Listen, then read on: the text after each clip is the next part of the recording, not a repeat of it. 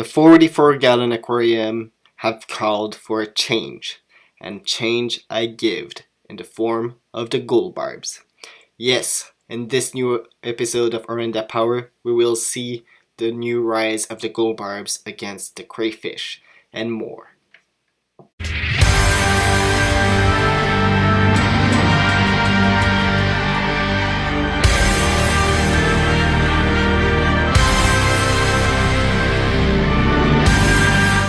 Our story begins in the depth of the warm water of the 26-gallon aquarium, full of peaceful fish.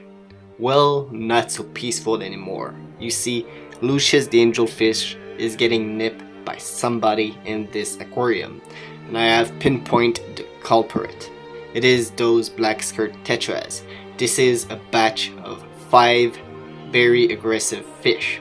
Now, usually those tetras are supposed to be a community fish, but since I got them, they are very aggressive.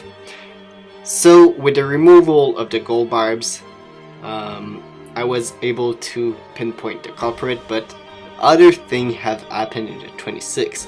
For example, those 2 male checkered barb. They are fighting. Why? Pretty simple. They are trying to impress a mate. You see, with the removal of the goldbarbs, those checkered barbs have a new opportunity. They are now the king of the bottom of the aquarium. But let's talk more about the goldbarbs now. Their introduction in this aquarium was pretty smooth. As you can see though, they had some fin nip on their tails. So that was a further indication that they weren't the aggressor in my 26 aquarium. They are though becoming a new threat in this aquarium. Not for the fish, but for the crayfish. You see, the crayfish are a bomb that is ticking. Right now they are small and pretty much armless, but one day they will turn into killers. That wouldn't be a problem though if it wasn't for my very special set of 3 fish, the gouramis. We see the goldfish will always be too big for the crayfish to damage seriously or even consider attacking. The Daniels are pretty much not very interesting for me, and the platies are always on the top of the aquarium. But those 2 dwarf gouramis, more specifically, are always going to be in the range of the crayfish. So right now I needed an option, a plan of attack, to make the crayfish have to fight for their food and in a way make them compete for everything they got. I also wanted a good way to eliminate some of the weak crayfish and only keep the bigger, stronger, more powerful one that will eventually get isolated from this aquarium when the time will come.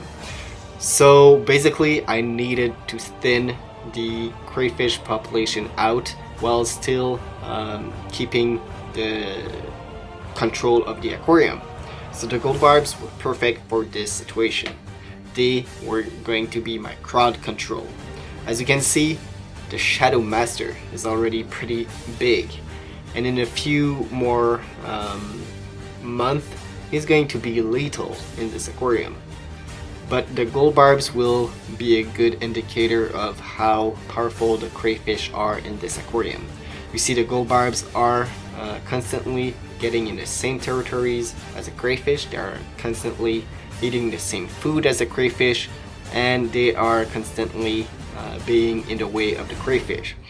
That way, if any fish get attacked, it's going to be one of the goldbarbs, and I will eventually have to remove only the bigger, stronger, more powerful crayfish and basically eliminate all my problem that way. So this is going to be a pretty interesting way of doing things.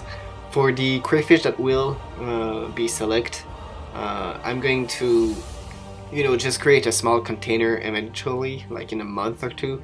But for now, the crayfish still seems to be thriving in the 44-gallon. I haven't seen any one in the 26 in a few days now, but I still believe there is at least 1 or 2 surviving. So yeah, leave your thought in the comment below. But before that, I just want to point out that I am slowly but surely removing also some of the species of fish from both this aquarium and the 26-gallon aquarium. Already knew the Danios are going to get kicked out eventually, and now I am also planning to remove the black skirt tetras. Reason is because the black skirt tetras are just aggressive and not very colorful, so they aren't really helping themselves, and the Danios, well, they are just getting boring. Now, I thought I was going to remove the goldbarbs, but seeing them back in the 44-gallon aquarium made me realize how much I love them. What will I replace these fish with, though, is something to be discussed in another video. Now let's switch subject completely for the end of this episode. Gorillaz have just made a new music video called Trends, and it is freaking awesome. I always love that band because, first of all, there is like a side way which the characters are virtual, and throughout the years the characters have always been pretty interesting, but the music is also very addictive. I strongly recommend everyone to watch the music video at least a few times, and yeah, you're going to probably be addicted pretty soon.